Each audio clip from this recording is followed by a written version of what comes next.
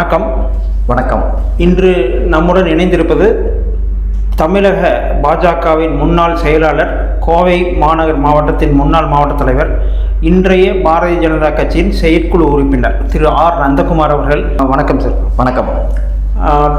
இந்த முருக பக்தர்கள் மாநாடு வரும் 22ஆம் தேதி இந்து முன்னணி முன்னெடுத்திருக்கிறது. மதுரையில் நடைபெற இருக்கும் இந்த முருக பக்தர்கள் மாநாட்டின் முக்கியமான சாராம்சம் என்ன? வெற்றிவேல் முருகனுக்கு அரோகரா. அனைத்து தமிழக மக்கள் மட்டுமில்லாமல் உலகத்தில் இருக்கக்கூடிய அனைத்து முருக பக்தர்களுக்கும் என்னுடைய முதல் கண் வணக்கத்தை தெரிவித்துக் கொள்கின்றேன். வருகின்ற ஜூன் 22ஆம் தேதி உலகில் இருக்கக்கூடிய அத்துணை முருக பக்தர்களையும் ஒருங்கிணைக்க வேண்டும் என்கின்ற ஒரு நல்ல முயற்சியிலே ஹிந்து முன்னணியினுடைய அமைப்பு வேலை செய்து கொண்டிருக்கின்றார்கள். இதில் எந்த விதமான அரசியலும் கிடையாது, அரசியல் கட்சியினுடைய பின்பலமும் கிடையாது. முழுக்க முழுக்க இந்துக்களுக்காகவே ஒருங்கிணைக்கக்கூடிய, முருக பக்தர்களை ஒருங்கிணைக்கக்கூடிய இந்த மாநாடு கிட்டத்தட்ட 3 கோடிக்கும் அதிகமான முருக பக்தர்கள் தமிழகத்தில் இருக்கின்றார்கள். அத்தனை பேரையும் அவர்கள் இந்த மாநாட்டிற்கு வர வைப்பதற்கான ஒரு முயற்சி, வராதவர்கள் இருந்த இடத்திலிருந்து அந்த முருக பக்தர்களின் மாநாட்டை கண்டுகளிப்பதற்குண்டான ஒரு முயற்சியாகவும் மிகப்பெரிய அளவிலே செய்து கொண்டிருக்கின்றார்கள். தமிழர்களினுடைய முதல் கடவுள் முருகன். குலதெய்வங்கள் ஒவ்வொருவருக்கும் ஒவ்வொரு குலதெய்வங்கள் இருக்கின்றன. ஆனால் அனைவருக்கும் ஒரு பொதுவான தமிழ் கடவுள் என்றால் அதில் முருகப்பெருமான் தான். அதில் எந்த விதமான சந்தேகமும் கிடையாது. அதனால்தான் முருக பக்தர்களை ஒருங்கிணைக்க வேண்டும் என்கின்ற ஒரு நல்ல எண்ணத்துடன் இந்து முன்னணியினுடைய இந்த முருக பக்தர்களினுடைய மாநாடு ஜூன் 22ஆம் தேதி மாலை 4 மணி முதல் 7 மணி வரை நடைபெற இருக்கின்றது. ஏதாவது தமிழ் கடவுள் முருகர் அப்படின்னு சொல்றீங்க. அப்போ தமிழர்களாக இருக்கிற இந்துக்களுக்கு மட்டும் அழைப்பு விடுக்கப்படுகிறதா, இல்லை தமிழர்களாகிய அனைத்து மதத்தினருக்கும் இது அழைப்பு விடுக்கப்படுகிறதா? பொதுவாக ஹிந்துக்களினுடைய தன்மை, ஹிந்து சனாதன தர்மத்திலே பார்த்தீங்கன்னா அப்படி சொன்னோம்னா, உயிர் இருக்கக்கூடிய, உயிருடன் அதாவது மனிதர்களாக இருக்கக்கூடியவர்கள் மட்டுமல்லாமல் உயிராக இருக்கக்கூடிய அனைத்து உயிர்களும் நல்லபடியாக ஆரோக்கியமாக இருக்க வேண்டும் என்கின்ற ஒரு நல்ல எண்ணத்தில் இருக்கக்கூடியது சொல்லிக் கொடுக்கிறது தான் நம்மளுடைய ஹிந்து தர்மம். ஹிந்துக்களுக்கு அதில் ஹிந்துக்கள், கிறிஸ்தவர்கள், முஸ்லீம்கள், பாரசீகர் அப்படி எதுவுமே கிடையாது. உயிர்கள் அனைத்துமே நன்றாக ஆரோக்கியமாக இருக்க வேண்டும் என்பதுதான் ஹிந்து தர்மம் சொல்லிக் கொண்டிருக்கின்றது. இந்த மாநாட்டுக்கு இந்து முன்னணி நடத்தக்கூடிய இந்த மாநாட்டில் முருக பக்தர்கள் என்று யாராக இருந்தாலும் லட்சக்கணக்கான கோடிக்கணக்கான பேர் இருக்கின்றார்கள். அத்தனை பேருமே இந்த முருக பக்தர் மாநாட்டில் கலந்து கொள்வார்கள் என்பதில் எந்த விதமான சந்தேகமும் இல்லை. இந்த முருக பக்தர்கள் தமிழகத்தில் பார்த்தீங்கன்னா அதிகமான கடவுளுக்கு பக்தர்கள் இருக்கிறது தமிழ் கடவுள் முருகன் அவர்களுக்கு மட்டும்தான்.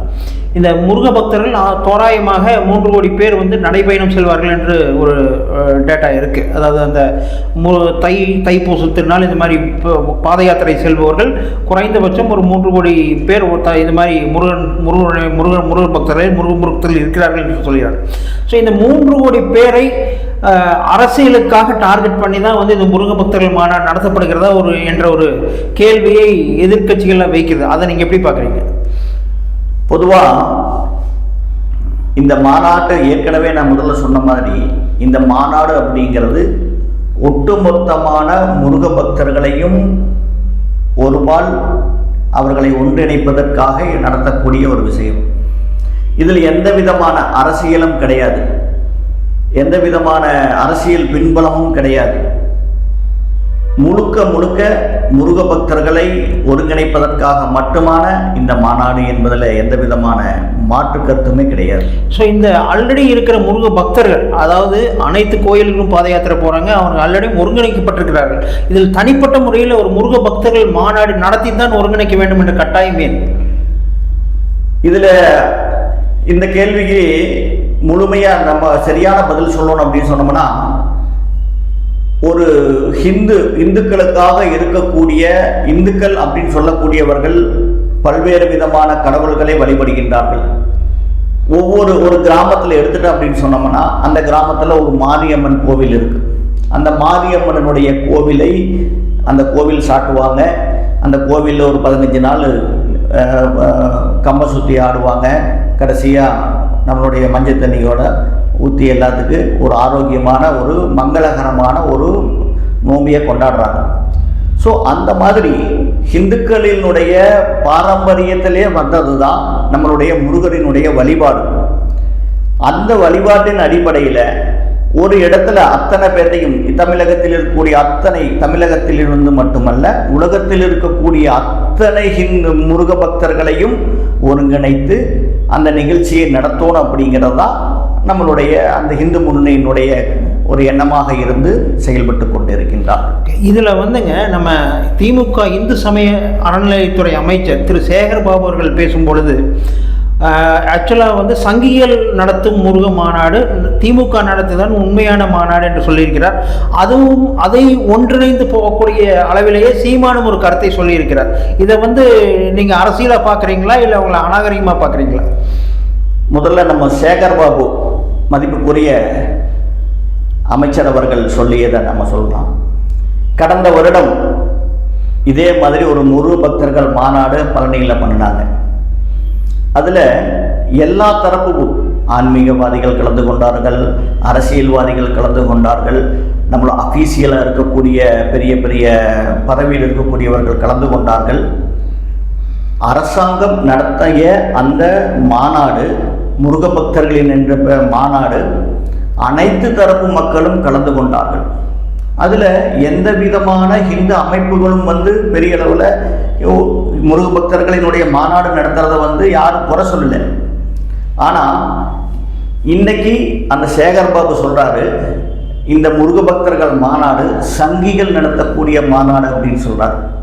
உண்மையாகவே இவர் சாமி கும்பிடுறாரு, நெத்தியில் திருநீர் வச்சுக்கிறாரு, எல்லா கோயிலுக்கும் போகிறாரு, உண்மையான ஆன்மீகவாதியாகத்தான் இருக்கின்றார்கள் என்று இந்த தமிழ்நாட்டு ஒவ்வொருவரும் நம்பிக்கொண்டிருக்கின்றார்கள்.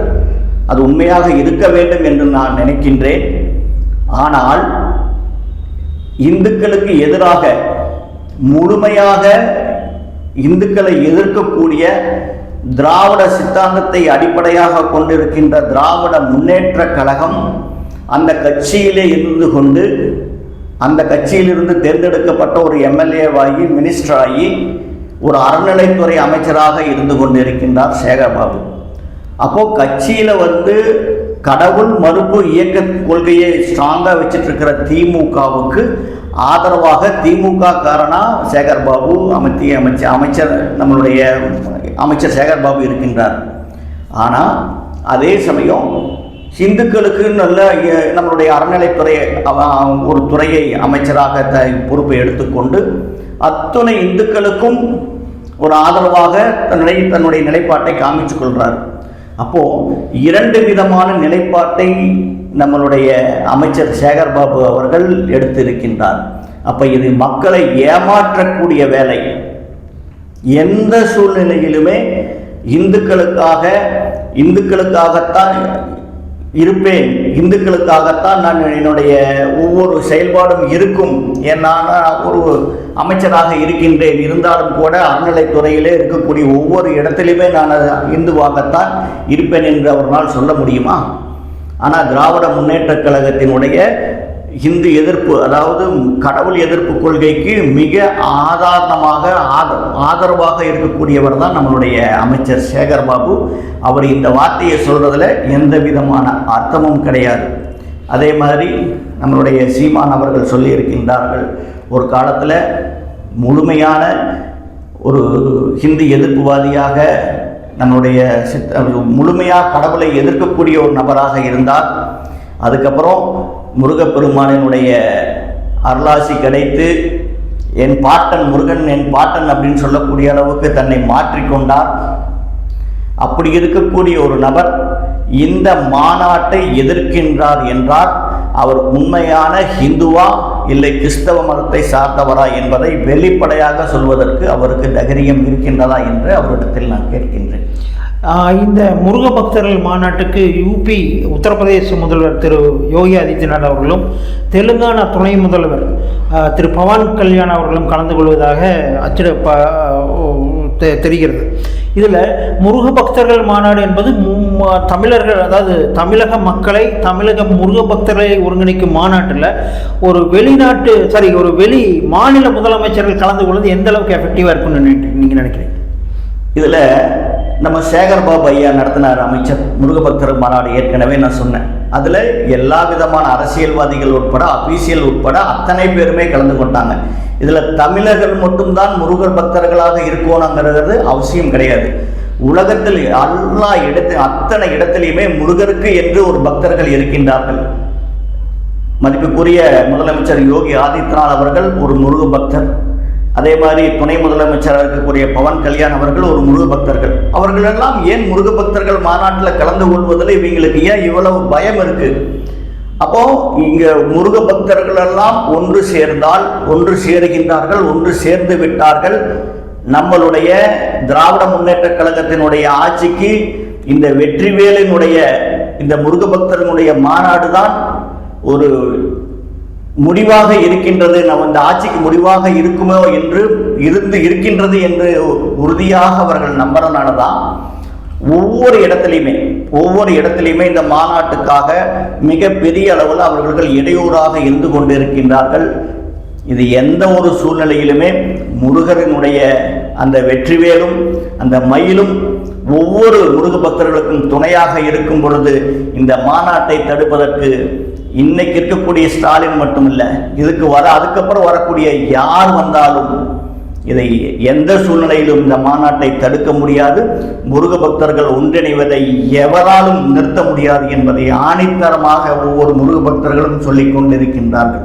இதே காங்கிரஸ் தலைவர் செல்வ பெருந்தகை அவர்கள் முருக பக்தர்கள் மாநாடு இங்கே நடத்துறீங்க, இது குஜராத்தில் போய் நடத்த முடியுமான்னு ஒரு கேள்வி வச்சிருக்காரு. ஸோ அப்படி நடத்துறதுக்கு வாய்ப்பு இருக்கா, நடத்த முடியுமா? அது இன்னும் வரும் காலகட்டங்களில் காங்கிரஸை பற்றி நம்ம பேச வேண்டிய அவசியமே இல்லை. ஏன்னா அது ஏற்கனவே டோட்டலாக இந்தியாவில் ஒரு முடிஞ்சு போன ஒரு கட்சி. இருந்தாலும் கூட அவர்கள் கேட்டதுக்காக நான் சொல்கிறேன், செல்வ பெருந்தகை ஒரு உண்மையான ஒரு ஹிந்துவா, இந்து கடவுளை கும்பிடக்கூடிய ஒருவரா என்பதை அவர் உறுதிப்படுத்த வேண்டும்.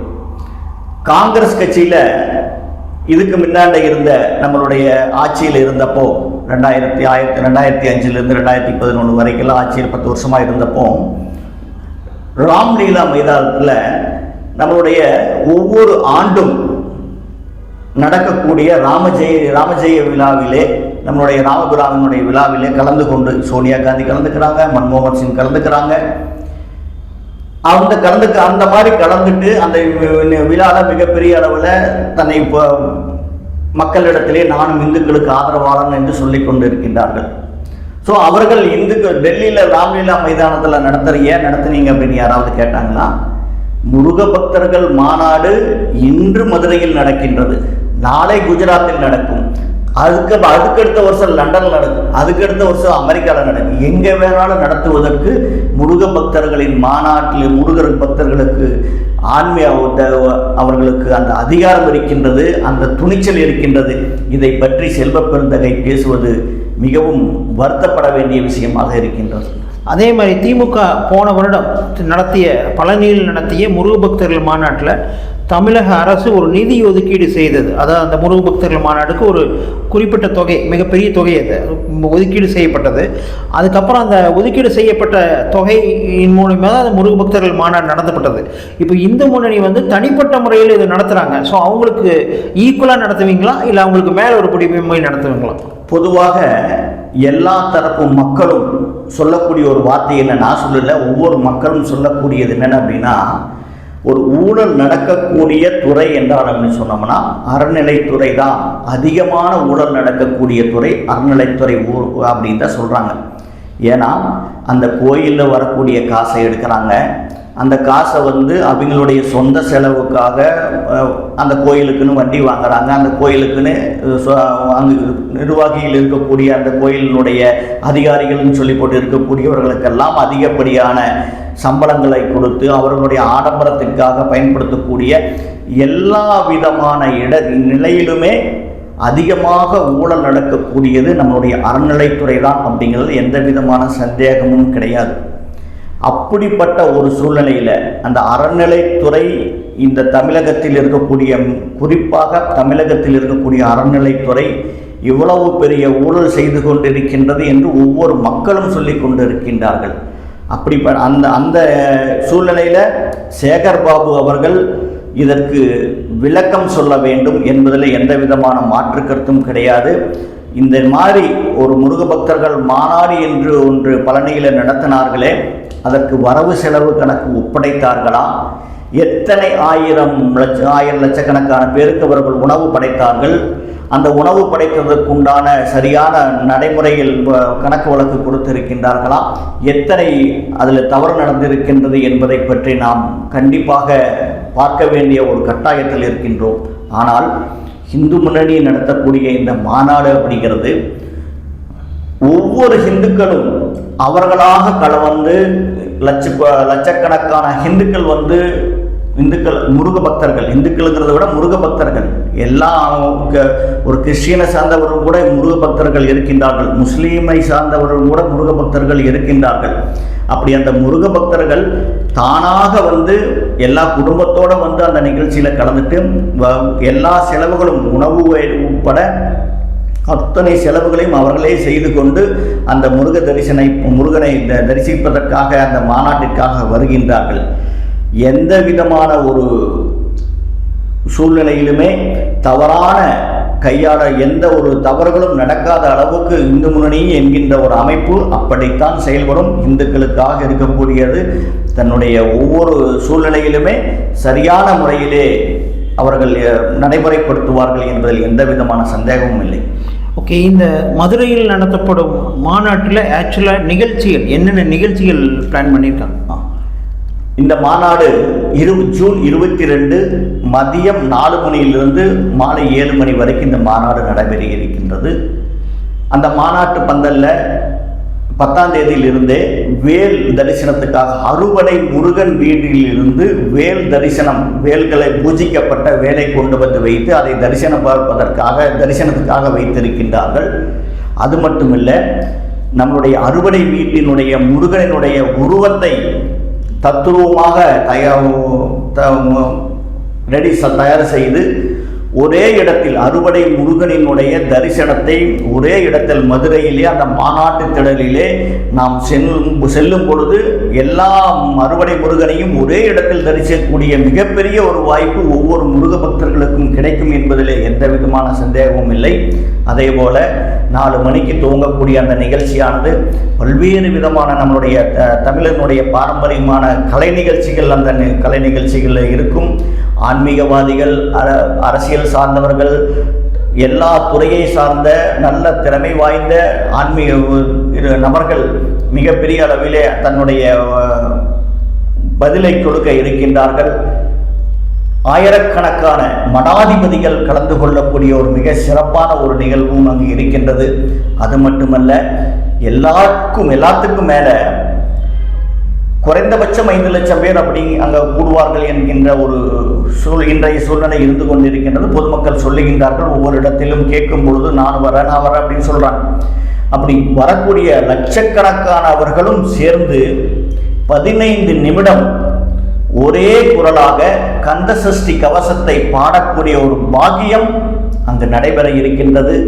அந்த கந்த சஷ்டி கவசத்தை 5 லட்சக்கணக்கான பேர்கள் ஒரே இடத்தில் அந்த கந்த சஷ்டி கவசத்தை பாடும் பொழுது தமிழகம் மட்டுமல்ல, இந்தியா மட்டுமல்ல, உலகம் முழுவதிலும் இருக்கக்கூடிய ஒவ்வொரு ஜாதிமத பேதமில்லாத ஒவ்வொரு உயிர்களும், மனிதனாக இருந்தாலும் சரி, உயிரினமாக இருந்தாலும் சரி, தன்னுடைய அனைத்தும் அந்த ஒரு சூழ்நிலை, நல்ல சூழ்நிலை அமைய வேண்டும் என்பதிலே ஒரு வேண்டுதலாக அந்த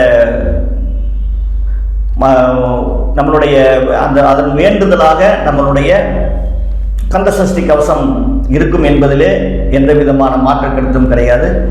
ஒட்டுமொத்தமான முருகரினுடைய அனைவருடைய செயல்பாட்டை வழிபடுத்தக்கூடிய, நடைமுறைப்படுத்தக்கூடிய ஒரு சூழ்நிலையாக நம்முடைய கந்த சஷ்டி கவசம் இருக்கும். அதாவது முக்கியமாக தமிழகத்தில் அரசியல் மாற்றங்கள் வந்து எங்கே ஆரம்பித்தது அப்படி அதாவது ஒரு முக்கியமான மாற்றம் நிகழும் போதெல்லாம் அதனுடைய மூல இடம் வந்து மதுரையாக இருக்கும். ஜென்ரலாக எம்ஜிஆர் முதல்வரானதும் அதுக்கப்புறம் ஒரு சிலர் தொடர்ந்து வந்த முதல்வரானதும் வந்து ஒரு மதுரைங்கிறது ஒரு முக்கியமான நகரம் அரசியலை பொறுத்தவரை. ஸோ இப்போது இந்த நிகழ்வு, அதாவது முருக பக்தர்கள் மாநாடும் மதுரையில் வைத்திருக்கிறது. பாஜக வெற்றி, அதாவது பாஜக அதிமுக கூட்டணி வெற்றிக்கு ஒரு முன்னோட்டமாக எடுத்துக்கொள்ளலாம். ஏற்கனவே நான் சொன்ன மாதிரி இது எந்த விதமான அரசியலினுடைய வெற்றிக்காகவும் இதை பற்றி நம்ம இந்த மாநாட்டை பற்றி நம்ம யோசனை பண்ணலை. இந்து முன்னணி அப்படிங்கிற ஒரு இந்துக்களுக்காக இருக்கக்கூடிய இந்து முன்னணி அப்படிங்கிற இந்து முன்னணி அமைப்பு வந்து இந்துக்களை, முருக பக்தர்களை ஒருங்கிணைப்பதற்காக இந்த மாநாடு நடைபெறுகின்றது. ஒரு கால் தமிழகத்தில் இன்று நடந்து கொண்டிருக்கின்ற ஒவ்வொரு மக்களும் பாதிக்கப்படக்கூடிய இந்த ஒரு கேவலமான ஆட்சி அகற்றப்பட வேண்டும் என்பதிலே ஒவ்வொரு இடத்திலுமே ஒவ்வொரு தனி மனிதனும் ஆதங்கத்துடன் இருந்து கொண்டிருக்கின்றார்கள்.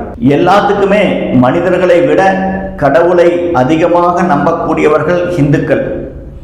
ஆனால் ஒவ்வொருத்தரும் அந்த தன்னுடைய முதல் வேண்டுதலை இந்த தமிழகத்தில் ஒரு நல்ல ஆட்சி மாற்றம் நடக்க வேண்டும் என்பதனுடைய வேண்டுதலை முருகனிடத்திலே கண்டிப்பாக கோரிக்கையாக வைப்பார்கள்.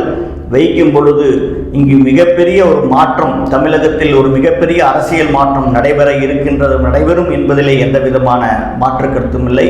அதற்கு அனைத்துக்கும் காரணம் இந்த முருக கடவுளாகத்தான் இருப்பான் என்பதிலே எந்த விதமான மாற்று கருத்தும் கிடையாது. ஓகே, நன்றி. நன்றி.